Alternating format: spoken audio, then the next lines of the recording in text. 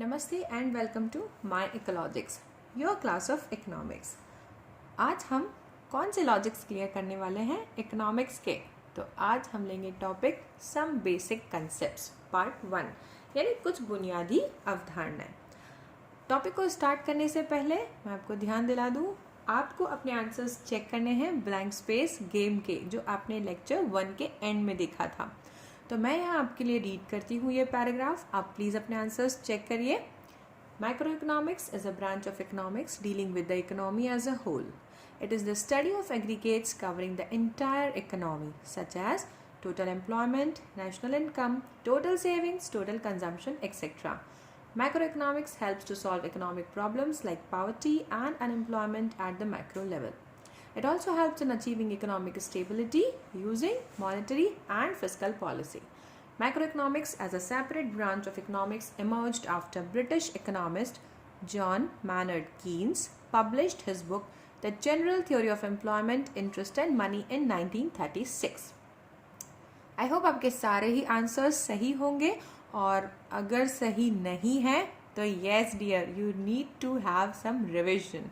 Okay, so उस revision को करने के बाद आगे बढ़ेंगे नेक्स्ट टॉपिक्स पर, जो हैं sectors of the economy, types of goods, concept of investment and types of investment. आप हिंदी में भी इन टॉपिक्स को चेक कर सकते हैं।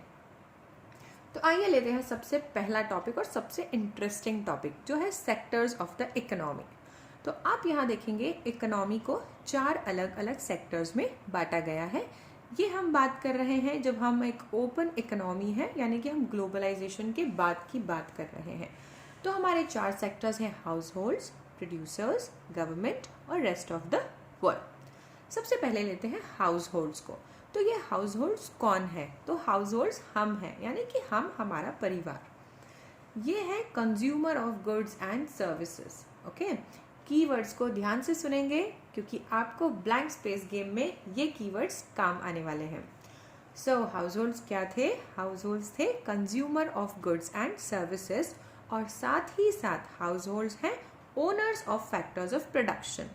कौन से फैक्टर्स के? Land, labour, capital and entrepreneur. So house holds जो है वो इनके ओनर्स हैं। ये फैक्टर्स ऑफ प्रोडक्शन क्या करते हैं? तो ये factors of production house holds के पास से कहाँ जा रहे हैं? प्रोड्यूसर्स के पास, और प्रोवाइड कर रहे हैं फैक्टर सर्विसेज। तो सम अप करें हाउस होल्ड को। So household are the consumers of goods and services, households are owners of factors of production, and these factors provide services to producers. तो अब हमें मिलता है second sector, जो कौन है? प्रोड्यूसर्स। जी हाँ, फर्म्स। इन फर्म्स का काम क्या होता है? इन फर्म्स का काम होता है फैक्टर्स ऑफ प्रोडक्शन को हायर करना, और उनके सपोर्ट से, उनके यूज से प्रोसेस ऑफ प्रोडक्शन को स्टार्ट करना और कंटिन्यू करना। और क्या इन फैक्टर्स को अपनी सर्विसेज के बदले में कुछ मिल रहा है यहाँ पर? जी हाँ, प्रोड्यूसर्स उन्हें पे करते हैं रिवॉर्ड्स। वो रिवॉर्ड क्या हो सकते हैं? तो लैंड को मिलता है रेंट, लेबर को वेजेस एंड सैलरीज, कैपिटल को इंटरेस्ट, और एंटरप्रेन्योर को प्रॉफिट। और ये रिवॉर्ड्स क्या कहलाते हैं? ये रिवॉर्ड्स कहलाते हैं फैक्टर पेमेंट्स। तो सम अप करें प्रोड्यूसर्स को। Producers sector include all the producing firms in the economy. Producer sector hires factors of production, and producers makes factor payments in return of the services which are provided by the various factors. आता है तीसरे sector पर, जो है government. So government क्या करती है? So government produce करती है goods and services collective consumption के लिए, और गवर्नमेंट यहाँ पर काम करती है wellbeing of the nation as a whole के लिए। यस, सो गवर्नमेंट एक ऐसी एडमिनिस्ट्रेटिव मशीनरी है जो अलग अलग पार्ट्स में डिवाइडेड है। उसकी अलग अलग बॉडीज़ हैं, जैसे central government, state government, parliament, Rajya Sabha, Lok Sabha, जो सब काम कर रही हैं वेलबींग ऑफ द नेशन के लिए। ओके, सो गवर्नमेंट किस तरीके की सर्विसेज प्रोवाइड कर सकती है? It can B construction of dams और रोड्स, और the provision of services like law and order and defence. तो सम अप करें गवर्नमेंट को। So government sector produces goods and services for collective consumption and also it is working for the well-being of the nation. And कौन सी services provide करती है government? It can be roads, dams और law and order और defence और any other services. Now comes the fourth sector, rest of the world, जिसको हम short में ROW भी कहते हैं या फिर इसे एक्सटर्नल सेक्टर भी कहा जाता है. ओके ये यहाँ पर एंगेज होता है फॉरेन ट्रेड में और 2 इम्पॉर्टेंट एक्टिविटीज़ जो है वो रेस्ट ऑफ द वर्ल्ड के साथ होती हैं and they are export and import of both goods and services. तो एक्सटर्नल सेक्टर जो है नेशंस के बीच में गैप फिल करने का काम करता है, यानी कि हर एक नेशन के पास सब तरीके के रिसोर्सेज नहीं है. तो जो हमारे पास रिसोर्सेज नहीं है या जिन चीज़ों का प्रोडक्शन हम नहीं कर सकते वो हम दूसरी कंट्रीज से परचेज करके अपने देश में उस कमी को पूरा कर लेते हैं. तो सम अप करते हैं रेस्ट ऑफ द वर्ल्ड को. So rest of the world और ROW जिसे हम शेष विश्व भी कहते हैं, it is also called as the external sector and it is engaged in foreign trade, that is activities like export and import of both goods and services, and this sector is working to fill in the gaps between different nations. Okay, यहाँ पर investment भी दिया जा सकता है export और import के अलावा. तो ये 4 सेक्टर्स हैं और इन 4 सेक्टर्स को ही हम आगे किसी लेक्चर में समझेंगे जब हम सर्कुलर फ्लो ऑफ इनकम लेंगे. हमारा नेक्स्ट टॉपिक है टाइप्स ऑफ गुड्स. अब हमने यहाँ पर गुड्स को 2 अलग अलग क्लासिफिकेशन में लिया है. पहला on the basis of end use और दूसरा on the basis of nature of its use. So पहला क्लासिफिकेशन लेते हैं on the basis of end use, जिसमें हमारे गुड्स डिवाइडेड हैं 2 पार्ट्स में, फाइनल और इंटरमीडिएट. तो फाइनल गुड्स कौन से गुड्स होते हैं? एक सिंपल मीनिंग है वो गुड्स जो कि कंजम्पशन के लिए परचेज किए जाएं, यानी जो हमारी वांट्स को सेटिस्फाई कर सकते हो वो गुड्स फाइनल गुड्स हुए. और इसी के साथ साथ में एक और मीनिंग लेते हैं कि ऐसे गुड्स जो बाउंड्री लाइन को क्रॉस कर चुके हैं, यानी प्रोडक्शन बाउंड्री से बाहर आ चुके हैं और जो रेडी फॉर यूज़ हैं, यानी कि फाइनल यूजर्स उन्हें यूज़ कर सकते हैं. Say for example bread and butter. So जब तक उनमें वैल्यू एडिशन नहीं हुआ है या वैल्यू एडिशन होना बाकी है तब तक वो बाउंड्री लाइन के अंदर है. वैल्यू एडिशन मतलब कोई भी चीज़ जिससे आप उसकी वैल्यू को इंक्रीज कर रहे हैं, जिससे कंज्यूमर को और ज़्यादा सेटिस्फैक्शन मिल सके. सो फाइनल गुड्स के यहाँ पर 3 कैरेक्टरिस्टिक्स हुए. First, they have crossed the boundary line of production. Second, they are ready for use by the final users. And third, value addition is done. इसी के opposite हमें मिलते हैं intermediate goods. तो intermediate goods कौन से goods होते हैं? जो कि या तो रीसेल पर्पस के लिए परचेज किए गए हैं या फिर उन्हें completely यूज कर लिया जाएगा प्रोसेस ऑफ प्रोडक्शन में. ओके सो यहाँ पर हम उसे कंपेयर करें अगर फाइनल गुड्स से, तो उनके 3 कैरेक्टरिस्टिक्स हुए. Intermediate goods have yet not crossed the boundary line of production, अभी भी वो बाउंड्री लाइन के अंदर ही हैं. दूसरा, value is still to be added, यानी अभी वैल्यू एडिशन नहीं हुआ है.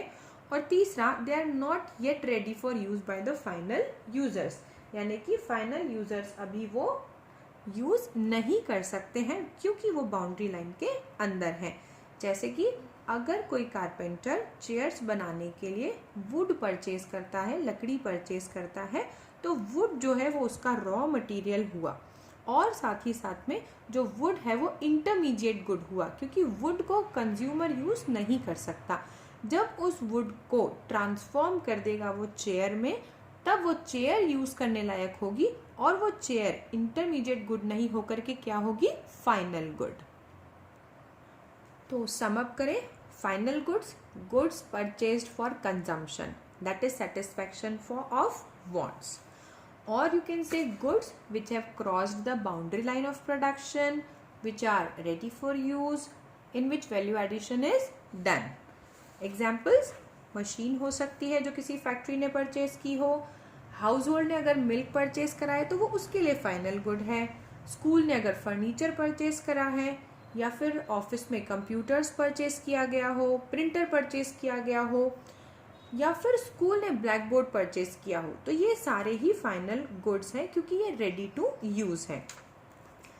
सम अप करेंगे इंटरमीडिएट गुड्स को। सो ये गुड्स क्यों परचेज किए गए हैं?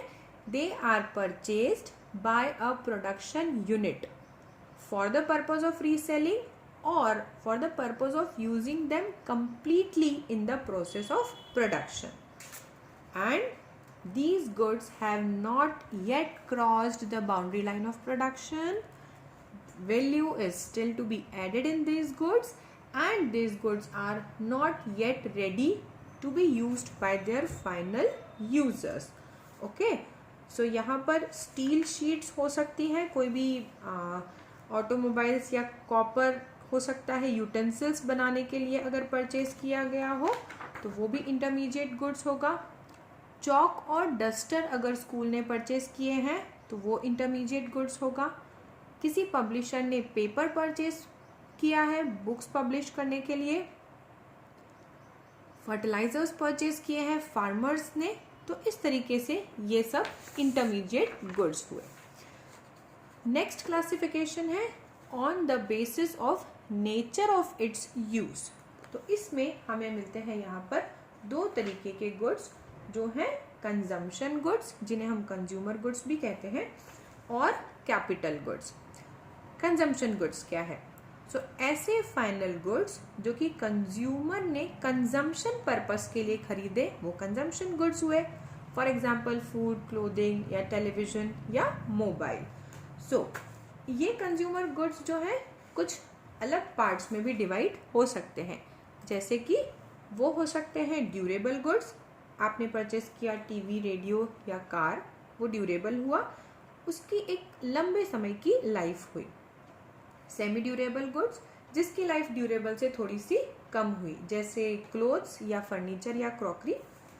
तीसरा हुआ नॉन ड्यूरेबल गुड्स, या फिर जिसे हम सिंगल यूज गुड भी कहते हैं, जैसे मिल्क या पेट्रोल। और आखिरी हुआ सर्विसेज जो नॉन मटेरियल गुड्स हैं, जैसे हम सर्विसेज यूज़ करते हैं डॉक्टर्स की, लॉयर्स की या डोमेस्टिक सर्वेंट्स की। तो कंज्यूमर गुड्स जो हैं वो चार अलग अलग पार्ट्स में भी डिवाइड किए जा सकते हैं, durable, semi durable, non durable and services. Next है कैपिटल गुड्स। तो कैपिटल गुड्स क्या है?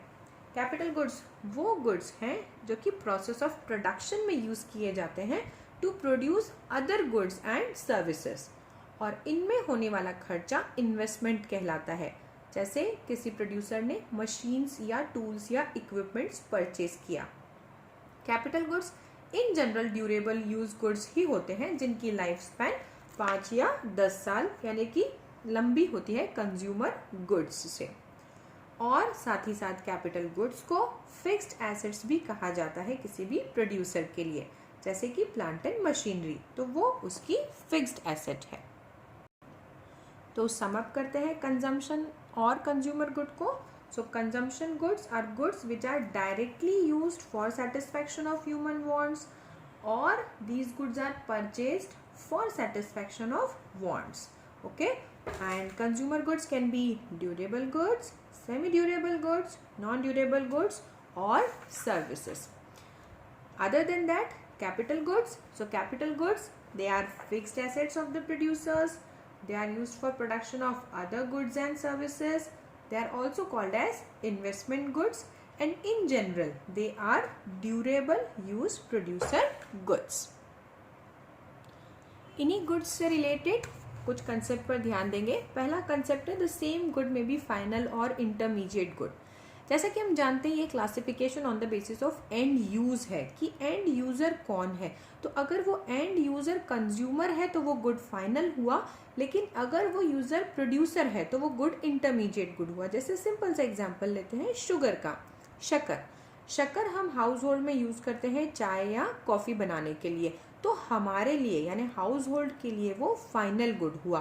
लेकिन अगर वही शुगर, वही शक्कर कोई कन्फेक्शनरी यूज़ कर रहा है या फिर कोई बेकर यूज़ कर रहा है बिस्किट्स बेक करने के लिए, तो वो शुगर उसके लिए इंटरमीडिएट गुड हुआ। एक और एग्जाम्पल लेते हैं, जैसे कि पेपर। अब अगर एक स्टूडेंट पेपर परचेज करता है तो वो उसको लिखने के लिए यूज़ कर रहा है, तो स्टूडेंट के लिए वो फाइनल गुड हुआ। लेकिन वही पेपर अगर पब्लिशर यूज़ कर रहा है तो वो उस पर बुक्स पब्लिश करेगा, तो वही पेपर पब्लिशर के हाथ में क्या हुआ, इंटरमीडिएट गुड। तो हमारा कंक्लूजन क्या हुआ यहाँ पर, and use matters the most. जब भी आपको क्लासिफिकेशन करना होगा इंटरमीडिएट और फाइनल गुड्स में, आप सबसे पहले ये देखेंगे कि एंड यूजर कौन है। और ये क्लासिफिकेशन करना क्यों इम्पॉर्टेंट है माय डियर स्टूडेंट्स, बिकॉज जब हम नेशनल इनकम कैलकुलेशन करने जाएंगे तो हम फाइनल गुड्स की जो वैल्यू है वो इंक्लूड करेंगे नेशनल इनकम के एस्टिमेशन में। On the other side intermediate goods की वैल्यू को इंक्लूड नहीं करेंगे। इस टॉपिक को हम और डिटेल में लेंगे जब हम नेशनल इनकम लेंगे। अभी के लिए आप इतना समझें कि एंड यूज के बेसिस पर आप फाइनल और इंटरमीडिएट गुड्स को क्लासिफाई कर सकते हैं। एक और कंसेप्ट यहाँ पर आता है, all machines are not capital goods. अब इसमें भी आप क्लासिफाई करके देखेंगे कि नेचर ऑफ यूज क्या है। जैसे अगर हम बात करें स्विंग मशीन की यानी सिलाई मशीन की, तो अगर वो सिलाई मशीन एक टेलर के पास उसकी टेलरिंग शॉप में है तो वो उसकी फिक्स्ड एसेट हुई, यानी कि उसके लिए वो एक कैपिटल गुड है। बट अगर वही मशीन मेरे घर में मैं यूज करती हूँ तो वो कैपिटल गुड नहीं है, वो मेरे लिए एक simple durable use consumer good है। यानी कि यहाँ पर उसका नेचर ऑफ यूज क्या है, अगर वो यूज प्रोडक्शन एक्टिविटी के लिए है तो वो कैपिटल गुड हुआ, और अगर वो यूज प्रोडक्शन एक्टिविटी के लिए नहीं है तो वो कंज्यूमर गुड्स हुआ। एक और एग्जांपल लेते हैं, अगर एक कार एक टूरिस्ट कंपनी के पास है और एक कार मेरे पास है, तो अगर वो टूरिस्ट कंपनी के पास हुई तो वो कैपिटल गुड हुई, और अगर वो मेरे पास यानी हाउस होल्ड के पास हुई तो वो ड्यूरेबल यूज कंज्यूमर गुड हुई। तो इस तरीके से हम बाइफरकेट कर सकते हैं यहाँ पर capital goods versus producer goods में। जब हम इस कैपिटल गुड और प्रोड्यूसर गुड्स के कंपैरिजन में आते हैं तो हमें ध्यान रखना है all the capital goods are producer goods, क्योंकि मशीन्स हैं उन सभी से हम प्रोडक्शन करेंगे। But all the producer goods are not capital goods. ऐसा कैसे हुआ, तो प्रोड्यूसर गुड्स में वो सारे गुड्स इंक्लूड हैं जो कि हम प्रोडक्शन कैरी ऑन करने में यूज करते हैं। तो वो रॉ मटेरियल्स भी हो सकते हैं और फिक्स्ड एसेट्स भी हो सकते हैं। सो दो प्रोड्यूसर गुड्स अगर आपने लिए रॉ मटेरियल और फिक्स्ड एसेट, तो फिक्स्ड एसेट कैपिटल हुई पर रॉ मटेरियल कैपिटल गुड नहीं हुई। इसीलिए यहाँ पर एक स्टेटमेंट दिया जाता है, all capital goods are producer goods but all producer goods are not capital goods. हमारा नेक्स्ट कंसेप्ट है कंसेप्ट ऑफ इन्वेस्टमेंट। अब अगर हम यहाँ पर देखें तो केन्जियन टर्मिनोलॉजी में यानी कीन्स क्या कहते हैं, investment refers to real investment which adds to capital equipment. Okay, so capital equipment यानी जो भी आपने परचेज करा है कैपिटल से रिलेटेड, जैसे कि वो इन्वेस्टमेंट किसी प्लांट या इक्विपमेंट में है, या आपने कोई कंस्ट्रक्शन किया डैम्स का, रोड्स का या बिल्डिंग्स का, तो वो इन्वेस्टमेंट माना जाएगा यहाँ पर। Okay, and it leads to increase in level of income and production by increasing the production and purchase of capital goods. यानी कि यहाँ इन्वेस्टमेंट जो हम ऑर्डिनरी मीनिंग में लेते हैं, जैसे हमने शेयर्स परचेज कर लिए या बॉन्ड्स या सिक्योरिटीज परचेज कर लिया स्टॉक मार्केट से, वो इन्वेस्टमेंट नहीं है। यहाँ पर इन्वेस्टमेंट है addition to the stock of goods in existence, और वो भी कौन से गुड्स हो सकते हैं, वो कैपिटल गुड्स हो सकते हैं या फिर स्टॉक हो सकता है। तो इस तरीके से इन्वेस्टमेंट जब हम मैक्रो इकोनॉमिक्स में पढ़ते हैं तो हम कीन्स के कंसेप्ट को लेकर के इन्वेस्टमेंट को समझते हैं। कितने टाइप के इन्वेस्टमेंट्स हमें मिलते हैं यहाँ पर, हमारे पास है fixed and inventory investment, gross and net investment, और साथ ही साथ हम इसमें लेते हैं कंसेप्ट ऑफ डेप्रिसिएशन जो बाइफरकेट करेगा ग्रॉस और नेट इन्वेस्टमेंट को। सबसे पहले समझते हैं फिक्स्ड इन्वेस्टमेंट। तो फिक्स्ड इन्वेस्टमेंट क्या है, फिक्स्ड वर्ड हमें यहाँ पर एक हिंट दे रहा है कि हम फिक्स्ड एसेट्स की बात कर रहे हैं। जी हाँ, तो फिक्स्ड इन्वेस्टमेंट क्या हुआ? Increase in stock of fixed assets, यानी आपके पास में जो भी फिक्स्ड एसेट्स हैं, जैसे एग्जांपल लेते हैं प्लांट एंड मशीनरी, उसमें कितना इंक्रीज हुआ एक पर्टिकुलर ईयर में। टाइम पीरियड यहाँ पर बहुत इंपॉर्टेंट है। मान लेते हैं साल के शुरुआत में हमारे पास में 10 मशीनें थी और साल के अंत में हमारे पास 15 मशीनें थी। तो इस पूरे साल के दौरान हमने कितनी मशीनें खरीदी? 5 मशीनें। जी हाँ, तो हमने क्या किया, एंड में जो स्टॉक था उसमें से माइनस कर दिया ओपनिंग स्टॉक को। तो सिंपल सा फॉर्मूला बन गया, closing stock of fixed assets minus opening stock of fixed assets. तो 15 माइनस 10 जो हमें वैल्यू देता है 5। तो इस साल हमने कितना फिक्स्ड इन्वेस्टमेंट किया? 5 मशीन्स में हमने इन्वेस्टमेंट किया। तो ये हमारा फिक्स्ड इन्वेस्टमेंट हुआ। इसी के लिए हम यहाँ पर वर्ड यूज करते हैं फिक्स्ड कैपिटल फॉर्मेशन। ओके, सो इसका मतलब क्या है? Increase in stock of capital. किस नाम से? फिक्स्ड एसेट्स के नाम से। और इन फिक्स्ड एसेट्स को आप क्या करेंगे? इनको आप रिपीटेडली यूज करेंगे, एक लंबे समय के लिए यूज करेंगे प्रोसेस ऑफ प्रोडक्शन में। इस फिक्स्ड इन्वेस्टमेंट का क्या इंपॉर्टेंस है? तो जितनी ज़्यादा मशीनें बढ़ेगी, हमारे प्रोड्यूसर्स की प्रोडक्शन कैपेसिटी उतनी ज़्यादा बढ़ेगी। अगर प्रोडक्शन कैपेसिटी बढ़ेगी तो आउटपुट बढ़ेगा, आउटपुट इंक्रीज होगा, आप उसी के साथ अटैच कर देंगे एम्प्लॉयमेंट को और इनकम को। So increase in output leads to increase in employment which leads to increase in income, and at the end we will be able to have the higher rate of economic growth. तो economy तेजी से बढ़ेगी, हमारा GDP growth बढ़ेगा। Second लेते हैं inventory investment को। जैसा कि हम इन्वेंट्री से समझते हैं कि हम स्टॉक के बारे में बात कर रहे हैं। अब ये स्टॉक प्रोड्यूसर्स के पास में 3 अलग अलग तरीके से हो सकता है। जैसे पहला हुआ फिनिश गुड्स का स्टॉक, जो कि अभी बिके नहीं है पर बन के रेडी है। दूसरा सेमी फिनिश्ड गुड्स, यानी कि जिन्हें हम प्रोसेस ऑफ प्रोडक्शन में यूज कर रहे हैं, जो अभी स्टिल प्रोसेस में है। और तीसरा रॉ मटेरियल, जो कच्चा माल हम समझते हैं। जब हम इन तीनों स्टॉक्स के बारे में बात करते हैं तो वो इन्वेंट्री स्टॉक होता है। यहाँ पर एग्जांपल लेते हैं। मान लेते हैं अगर हम प्रोड्यूसर हैं और हम सोप प्रोड्यूस करते हैं, यानी साबुन प्रोड्यूस करते हैं, तो हमने उसको प्रोड्यूस करके रेडी रख रखा है सप्लाई करने के लिए अलग अलग रिटेलर्स को, तो वो हमारे फिनिश गुड्स का स्टॉक हो गया। वहीं जो सामान हो सकता है हम यूज़ करते हैं सोप को बनाने के लिए, तो वो हमारा रॉ मटेरियल हुआ। और अगर हमने किसी चीज़ को आधा तैयार करके रखा है उस सोप को प्रोड्यूस करने के लिए, तो वो हमारा सेमी फिनिश गुड्स का स्टॉक हुआ।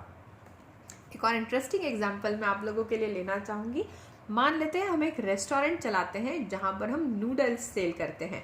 तो रोज़ के दिनों में, यानी मंडे से लेके फ्राइडे तक में, हम 5 किलो नूडल्स बॉईल करके रखते हैं, ताकि जैसे जैसे कंज्यूमर्स आएंगे हम अकॉर्डिंग टू उनकी चॉइस उसको बनाकर दे देंगे। लेकिन आज सैटरडे या संडे है, तो आज हम 10 kg 10 किलो नूडल्स बॉईल करके रखेंगे और कंज्यूमर्स के अकॉर्डिंग बनाते जाएंगे। तो डियर, जो कच्चे नूडल्स, जो रॉ नूडल्स हमारे पास रखे हैं, वो हमारा रॉ मटेरियल का स्टॉक हो गया। जो बॉईल करके हमने रख लिए वो कौन सा हुआ?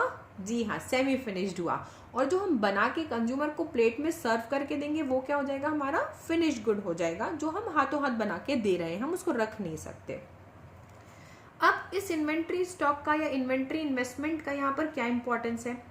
तो अगर आपके पास में रॉ मटेरियल या सेमी फिनिश्ड या फिनिश गुड्स का स्टॉक है, तो आप बिना रुके सप्लाई कर सकते हो यहाँ पर कंज्यूमर्स को।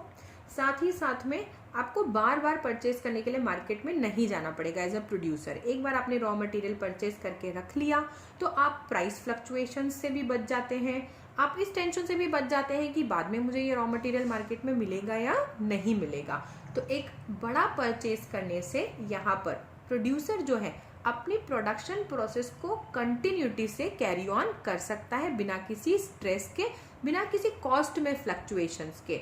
तो इस तरीके से हमारे पास 2 इन्वेस्टमेंट हुए, फिक्स्ड और इन्वेंट्री। इनको सम अप करते हैं। तो फिक्स्ड इन्वेस्टमेंट क्या हुआ? Increase in stock of fixed assets of the producer. Producer के फिक्स्ड एसेट में जो इजाफा हुआ, जो बढ़ा। तो हमने एग्जाम्पल लिया था, साल के शुरू में हमारे पास 10 मशीनें थी, साल के आखिर में 15 मशीनें, तो हमारा इन्वेस्टमेंट बढ़ा 5 मशीनों से। ये फिक्स्ड इन्वेस्टमेंट हमें हेल्प करता है प्रोडक्शन कैपेसिटी को बढ़ाने में, आउटपुट, एम्प्लॉयमेंट और इनकम को इंक्रीज करने में। सम अप करेंगे इन्वेंट्री इन्वेस्टमेंट को। सो ये इन्वेस्टमेंट है फिनिश्ड गुड्स में, सेमी फिनिश्ड गुड्स में और रॉ मटेरियल्स में। ये क्या एंश्योर करता है? ये एंश्योर करता है कि हर समय प्रोड्यूसर के पास एक सफिशिएंट अमाउंट ऑफ स्टॉक हो, जिससे कि वो अपनी प्रोडक्शन प्रोसेस को स्मूथली जो है कंटिन्यूसली कैरी ऑन करता रहे। आप लेते हैं इन्वेस्टमेंट के नेक्स्ट क्लासिफिकेशन को, जो है ग्रॉस एंड नेट इन्वेस्टमेंट। तो ग्रॉस इन्वेस्टमेंट से हम क्या समझते हैं? ग्रॉस इन्वेस्टमेंट फाइनल आउटपुट का वो पार्ट है जो डील करता है कैपिटल गुड्स से, जैसे कि मशीन्स, टूल्स, इम्प्लीमेंट्स, बिल्डिंग्स या ऑफिसेस या फिर रोड्स, ब्रिजेस, एयरपोर्ट्स। ओके, तो ये हुआ आपका ग्रॉस इन्वेस्टमेंट, जिसे हम कह सकते हैं total production of capital goods during the year. एक साल में जितने टोटल कैपिटल गुड्स हमने प्रोड्यूस करे वो हमारा ग्रॉस इन्वेस्टमेंट हुआ। यहाँ पर ग्रॉस और नेट में क्या फ़र्क है? तो जब आप ग्रॉस इन्वेस्टमेंट को लेते हैं तो वो होता है इंक्लूसिव ऑफ डेप्रिसिएशन, और नेट इन्वेस्टमेंट होता है एक्सक्लूसिव ऑफ डेप्रिसिएशन। तो नेट को समझने के पहले हमें समझना होगा डेप्रिसिएशन। डेप्रिसिएशन आप अकाउंटेंसी में भी समझते हैं।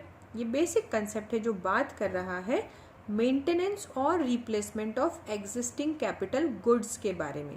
यानी कि जब हम कैपिटल गुड्स को किसी भी प्रोडक्शन प्रोसेस में कंटिन्यूसली यूज़ करते हैं तो with the lapse of the time, यानी वक्त के साथ, उस कैपिटल गुड की वैल्यू जो है वो धीरे धीरे कम होने लगती है, जिसको हम नॉर्मल वियर एंड टियर भी बोलते हैं या फिर एक्सपेक्टेड ऑब्सोलेसेंस भी कहते हैं। तो डेप्रिसिएशन वही खर्चा है जो इन एक्सपेक्टेड ऑब्सोलेसेंस या वियर एंड टियर के बारे में बात कर रहा है। सो अगर मैं एक लाइन में डेप्रिसिएशन का मीनिंग लूँ तो हम कह सकते हैं depreciation is an annual allowance for normal wear and tear and expected obsolescence of a fixed capital asset.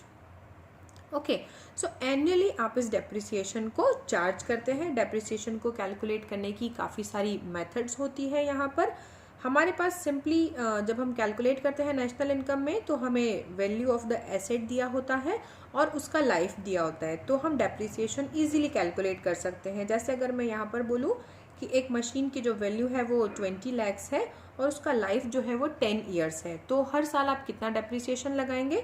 तो आप फॉर्मूला यूज़ कर लेंगे कैपिटल एसेट का value upon estimated life, that is 20 lakhs divided by 10 years, तो 2 lakh per year आप depreciation charge कर देंगे। इस डेप्रिसिएशन को कैलकुलेट करके जब आप ग्रॉस इन्वेस्टमेंट में से कम कर देंगे तो आपको मिल जाएगा नेट इन्वेस्टमेंट। यहाँ पर हम ये फॉर्मूला देख सकते हैं, gross investment is equal to net investment plus depreciation and net investment is equal to gross investment minus depreciation. Okay, so depreciation एक बहुत इंपॉर्टेंट रोल प्ले करता है। अगर हमारे पास ग्रॉस का वैल्यू है तो हम उसके हेल्प से नेट का निकाल सकते हैं, और अगर नेट का वैल्यू है तो हम ग्रॉस का वैल्यू निकाल सकते हैं।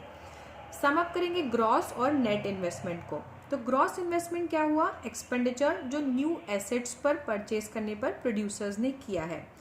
इसमें डेप्रिसिएशन इंक्लूडेड है और ये एक नेट एडिशन नहीं दिखा रहा है क्योंकि डेप्रिसिएशन इंक्लूडेड है इस वजह से। लेकिन वहीं हम नेट इन्वेस्टमेंट की बात करें तो ये एक्सपेंडिचर जो है अगेन न्यू एसेट्स के लिए है, बट इसमें रिप्लेसमेंट कॉस्ट या फिर डेप्रिसिएशन इंक्लूड नहीं है और इसीलिए एक नेट एडिशन दिखाता है कि कितना कैपिटल स्टॉक जो है वो नेट बढ़ा। तो इस तरीके से ग्रॉस और नेट इन्वेस्टमेंट हमें हेल्प करते हैं ये जानने में कि हमारे प्रोड्यूसर्स एक समय में यानी एक साल में कितना एडिशन कर रहे हैं कैपिटल स्टॉक में। अब डेप्रिसिएशन को यहाँ पर एक्सपेक्टेड ऑब्सोलेसेंस किया कहा जाता है, उसी के ऑपोजिट हमें एक वर्ड मिलेगा कैपिटल लॉस, जो कि अनएक्सपेक्टेड ऑब्सोलेसेंस है। तो हमें इन दोनों में कंफ्यूज नहीं होना है। इन दोनों में क्या डिफरेंस है? डेप्रिसिएशन बेसिकली लॉस है फिक्स्ड एसेट्स की वैल्यूज में, जबकि वो कंटिन्यूसली यूज हो रही है। ओके, पर कैपिटल लॉस तब भी हो सकता है जब वो यूज में नहीं है। ओके, डेप्रिसिएशन के क्या कारण हो सकते हैं? Depreciation normal wear and tear के कारण हो रहा है या एक्सीडेंटल डैमेजेस के कारण, या फिर वो एक एक्सपेक्टेड ऑब्सोलेसेंस है। उसी के ऑपोजिट जो कैपिटल लॉस है वो किसी भी नेचुरल कैलामिटी के कारण हो सकता है, यानी प्राकृतिक आपदा के कारण, जैसे अर्थक्वेक या फ्लड, या फिर अगर इकोनॉमी डिप्रेशन में चली जाती है, तो अगर मार्केट वैल्यू कम हो जाती है किसी एसेट की, तो उसे भी हम कैपिटल लॉस कह सकते हैं। डेप्रिसिएशन को कैसे मैनेज किया जाता है? सो डेप्रिसिएशन मैनेज होता है डेप्रिसिएशन रिजर्व फंड से। रिजर्व वर्ड से आप समझते होंगे कि आप हर एक साल एक पर्टिकुलर अमाउंट ऑफ मनी जो है वो अलग रख रहे हैं, ताकि आप एक टाइम पीरियड के बाद 10 साल के बाद मान लेते हैं हम उस मशीन को रिप्लेस कर सकें, तो हम 10 साल तक एक डेप्रिसिएशन रिजर्व फंड में पैसा अलग से रखेंगे। लेकिन कैपिटल लॉस के लिए कोई रिजर्व फंड नहीं बनाया जाता। कैपिटल लॉस को कवर अप करने के लिए हम क्या करते हैं, फिक्स्ड एसेट्स को इंश्योर करा के रखते हैं, यानी इंश्योरेंस करा के रखते हैं। तो ये दोनों कंसेप्ट हमें अलग अलग लेना है, दैट इज डेप्रिसिएशन जो कि एक्सपेक्टेड ऑब्सोलेसेंस है, और कैपिटल लॉस जो कि अनएक्सपेक्टेड ऑब्सोलेसेंस है। आप देखेंगे डेप्रिसिएशन को कंजम्पशन ऑफ फिक्स कैपिटल भी कहा जाता है, या फिर करंट रिप्लेसमेंट कॉस्ट भी कहा जाता है, और भी कई सारे अलग अलग नाम है डेप्रिसिएशन के। जैसे जैसे हम आगे बढ़ेंगे और नेशनल इनकम चैप्टर पर पहुंचेंगे, तब हम वो अलग अलग नामों को समझेंगे। तो आते हैं आज के ब्लैंक स्पेस गेम पर। आज हमने बहुत सारे कंसेप्ट समझे, और उन सारे कंसेप्ट्स के मीनिंग और कीवर्ड्स को जब हम यहाँ पर लेंगे, तब हम इस गेम को खेल पाएंगे और ब्लैंक्स को फिल कर पाएंगे। तो करना क्या है स्टूडेंट्स, इसको आप पॉज करिए, और आपके पास ओवरऑल 16 ब्लैंक्स हैं। कोशिश करें इन सारे ब्लैंक्स को फिल करने की। जल्दी नेक्स्ट वीडियो में आप इनके आंसर्स देखेंगे और अपने आंसर्स को चेक करेंगे कि आप कितना अच्छे से इनको फिल कर पाए। फिर से याद दिला दूँ, हमारे एमपी के स्टूडेंट्स हमारी book micro and macro economics class 12 purchase कर सकते हैं, जो कि हिंदी और इंग्लिश दोनों में अवेलेबल है। और इन सारे टॉपिक्स में आई होप आपको क्लैरिटी आ गई होगी, लेकिन अगर फिर भी कोई डाउट है तो प्लीज़ कमेंट बॉक्स में मुझसे वो डाउट पूछना ना भूलें। और अगले लेक्चर में मिलते हैं और ब्लैंक स्पेस गेम के आंसर्स देखते हैं। Till than happy learning, thank you.